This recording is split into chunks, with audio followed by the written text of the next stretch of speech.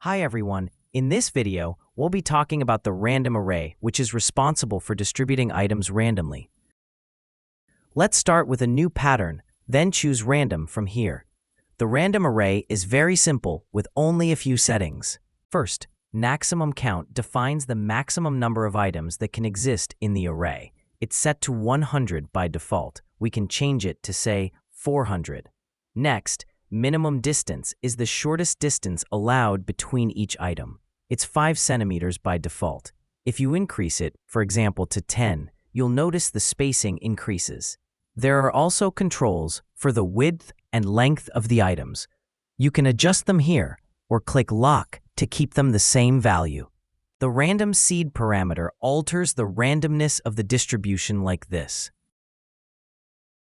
You can increase the number of items from here, but it may become a bit slower. It takes both maximum count and minimum distance into account. So if we reduce the minimum distance, the number of items will begin to increase like this. That covers the random array in this video. See you in the next one. Thanks for watching.